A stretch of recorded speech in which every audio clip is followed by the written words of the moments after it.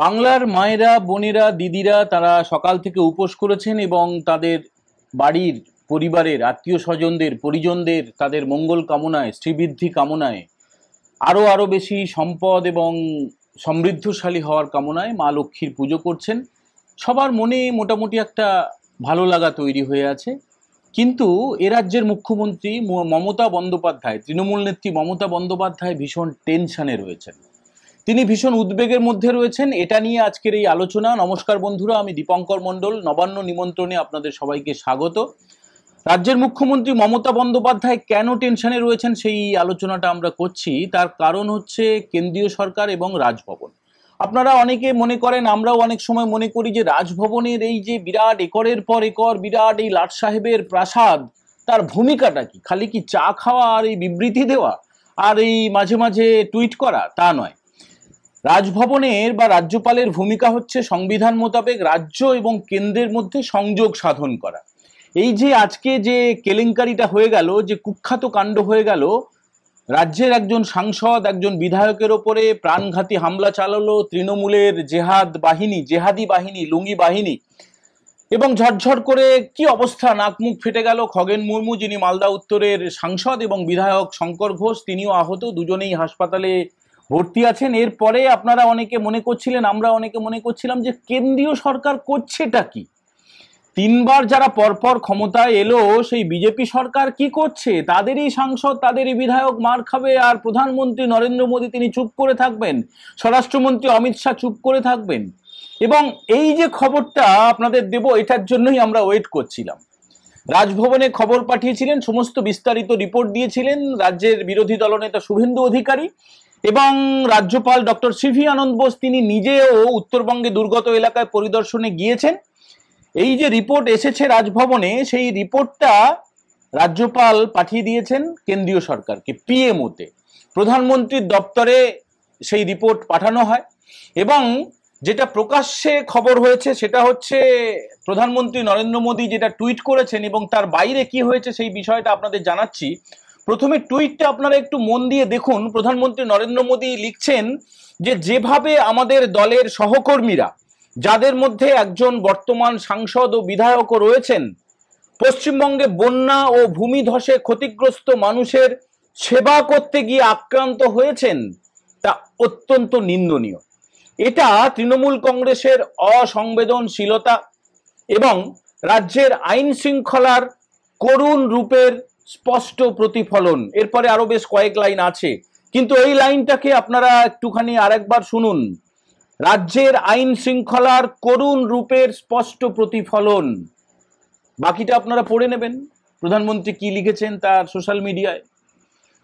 এই যে law and অর্ডারের অবনতি হয়েছে, এটা তো আজকে হয়নি, এর আগে বহুবার হয়েছে। কিন্তু বন্যা বিধ্বস্ত এলাকায়, বন্যা কবলিত এলাকায় মানুষের পাশে থাকতে গিয়ে একজন সাংসদকে জীবন শেষ করে দেওয়ার মতো পরিস্থিতি তৈরি হচ্ছে, একজন বিধায়ককে হাসপাতালে ভর্তি হতে হচ্ছে। এই যে প্রায় নজিরবিহীন কাণ্ড, এটার পরে রাজভবন থেকে একটা রিপোর্ট পাঠানো হয়, একদম সবিস্তারে রিপোর্ট যায় প্রধানমন্ত্রীর দপ্তরে এবং অমিত শাহের দপ্তরে, স্বরাষ্ট্র মন্ত্রকে এবং পিএমওতে। এই দুটো দপ্তর থেকে রাজভবনকে পরিষ্কার করে জানিয়ে দেওয়া হয়েছে। এবং তার মাঝে যেটা হয়েছে, রাষ্ট্রপতির সঙ্গে কথা হয়েছে কেন্দ্রীয় সরকারের। পিএমও থেকে পরিষ্কার করে জানিয়ে দেওয়া হয়েছে রাজভবনকে, কলকাতা রাজভবনকে, যে আমরা সংবিধান থেকে আর্টিকেল 370 অ্যাবলিশ করব, এটা কিন্তু কেউ কল্পনাও করতে পারেনি। আমরা সেটা করেছি। আমরা এরপরে আরো বেশ কয়েকটা পদক্ষেপ করতে চলেছি। ইউনিফর্ম সিভিল কোড আমরা করব। তো আপনি যেহেতু সংযোগ রক্ষাকারী লিয়াজো হিসেবে কাজ করেন এবং আপনার কনস্টিটিউশনাল কলিগ শুভেন্দু অধিকারী রাজ্যের বিরোধী দলনেতা, তার সঙ্গেও আমাদের কথা হয়েছে। মমতা বন্দ্যোপাধ্যায়কে লাস্ট ওয়ার্নিং দিয়ে দেওয়া হচ্ছে। Last warning. এর আগে বেশ কয়েকবার ওয়ার্নিং দেওয়া হয়েছে, কিন্তু এটা হচ্ছে লাস্ট ওয়ার্নিং। আপনারা যারা বলছিলেন 355 কবে হবে, 356 কবে হবে, তার প্রতিধ্বনি কিন্তু শোনা যাচ্ছে। দেখুন, এটা স্পেকুলেশন করা ঠিক হবে কিনা, ঠিক হবে জানি না, যে 355 356 জারি করার মতো পরিস্থিতি পশ্চিমবঙ্গে আগে থেকেই হয়েছে এবং আজকের পরে তো অবশ্যই রাষ্ট্রপতি শাসন জারি হওয়া উচিত।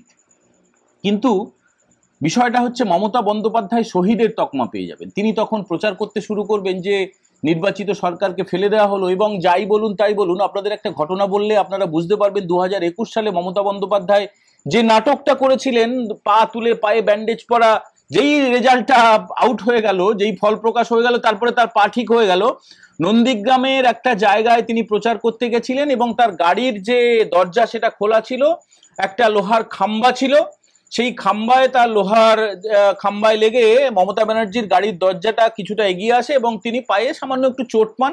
তারপরে তিনি নন্দীগ্রামে, যেটা সুপার স্পেশালিটি হাসপাতালে না গিয়ে তিনি কলকাতায় চলে আসেন, এবং সেই ঘটনার পরিপ্রেক্ষিতে আমি বহু মানুষকে বলতে শুনেছি, আমার খুব ঘনিষ্ঠ আত্মীয়দেরকে, মায়েদেরকে বলতে শুনেছি যে মমতা ব্যানার্জিকে জানিস, মমতা ব্যানার্জিকে নাকি কোদাল দিয়ে নাকি মারা হয়েছে, কোদাল দিয়ে মারা হয়েছে। মানে কারা মেরেছে? বিজেপির লোকেরা মেরেছে। তো এই যে মিথ্যে কথা বলতে বলতে বলতে বলতে মানুষ সেটা বিশ্বাস করতে শুরু করে, তো এই কারণেই হঠাৎ করে যদি রাষ্ট্রপতি শাসন জারি করে দেওয়া হয়, তাহলে যেভাবে প্রচারটা করা হবে, এবং প্রচুর মানুষ তো বিশ্বাসও করবেন, বিশ্বাস করবেন। এই যে যেটা বললাম, মমতা ব্যানার্জির নিজের দোষে তার গাড়ির যেটা জানালা, গাড়ির যেটা দরজা সেটা চেপে গেল, আর সাধারণ মানুষের মধ্যে আমি বলতে শুনেছি মমতা ব্যানার্জির পায়ে নাকি কোদাল দিয়ে মারা হয়েছে। বিশ্বাস করেন তারা, আমার খুব ঘনিষ্ঠ আত্মীয়, তারা বলেছেন। তো সেই সুযোগটা কেন্দ্রীয় সরকার দিতে চাইছে না, নরেন্দ্র মোদী সরকার দিতে চাইছে না। নরেন্দ্র মোদীর সরকার রাজভবনের পাওয়া রিপোর্টের পরে, সেইটা পড়ার পরে রাজভবনকে পাল্টা জানিয়ে দিয়েছে যে মমতা ব্যানার্জিকে বলবেন যে কোনো দিন যে কোনো পরিস্থিতির জন্য যেন তিনি তৈরি থাকেন। আর এই কারণে কোজাগরী লক্ষ্মী পুজোয় আমাদের মায়েরা, বোনেরা, দিদিরা তারা মোটামুটি উপোস করার পরে যখন পুজো দিচ্ছেন, প্রসাদ আমরা সবাই খাচ্ছি, সবার মধ্যে মোটামুটি একটা ভালো লাগা তৈরি হয়ে আছে। আর রাজ্যের মুখ্যমন্ত্রী মমতা বন্দ্যোপাধ্যায়ের ভীষণ টেনশনে আছেন, ভীষণ টেনশনে আছেন। তিনি আতঙ্কে আছেন যে এ রাজ্যে যে কোনো মুহূর্তে, যে কোনো সময় একটা খুব বড় ঘটনা ঘটতে পারে। এবং এই যে বলির পাঁঠাকে যেমন কাঁঠাল পাতা খাওয়ানো হয়, আপনারা জানেন যে আইনিভাবে যখন কাউকে চূড়ান্ত শাস্তি দেওয়া হয়, ধরুন কোনো ক্রিমিনালকে ফাঁসি দেওয়া হয়, তখন তার শেষ ইচ্ছা জানতে চাওয়া হয়, সেই রকম পরিস্থিতি কিন্তু তৈরি হয়ে গিয়েছে।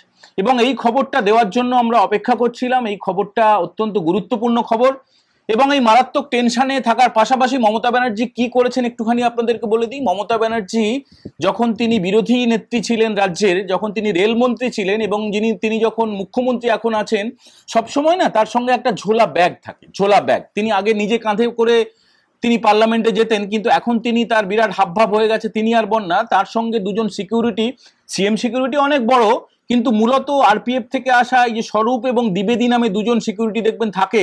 তো এই স্বরূপের কাছে এই ব্যাগটা থাকে। আজকে উত্তরবঙ্গে যাওয়ার পরে তিনি যেটা করেছেন, যে ওই ব্যাগের মধ্যে কি থাকে, ওই যে ঝোলা ব্যাগ, তার মধ্যে তার একটা ছোট ফ্লাস্ক আছে, সেই ফ্লাস্কের মধ্যে চা করা থাকে আর গাঁদাগুচ্ছের ওষুধ থাকে।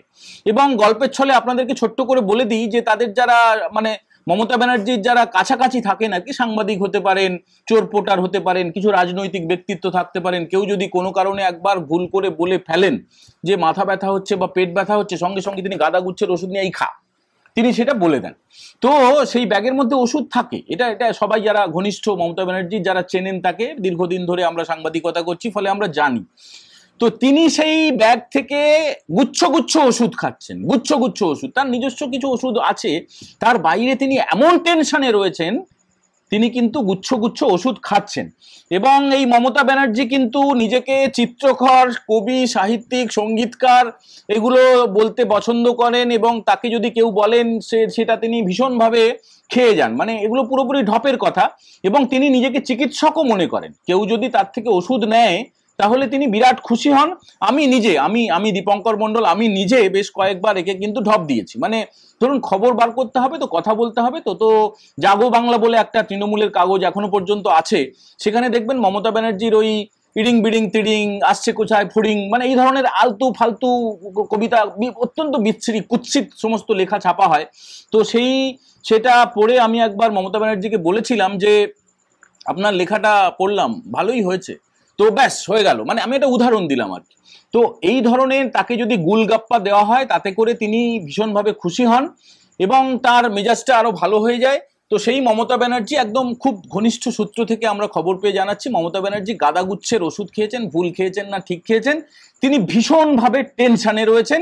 এবং সেই টেনশনের কারণ যখন আমরা খুঁজতে শুরু করলাম, তখন আমরা কলকাতা রাজভবন সূত্রে খবর পেলাম যে রাজভবন থেকে দিল্লিতে একটা কড়া রিপোর্ট পাঠানো হয়েছে বিস্তারিতভাবে, এবং দিল্লি থেকে রাজভবনকে বলে দেওয়া হয়েছে যে কোনো পরিস্থিতির জন্য আপনারা তৈরি থাকুন। তবে আমরা এখনই বলবো না যে রাজ্যে 356 ধারা বা 355 ধারা, নিয়ম অনুযায়ী প্রথমে 355 হয়, রাজভবনকে প্রস্তুত থাকতে বলা হয়েছে, মানে প্রথমে সংবিধানের রীতি অনুযায়ী রাজভবনই প্রথম দায়িত্ব পায়, তারপরে ধাপে ধাপে গিয়ে 356 হয়।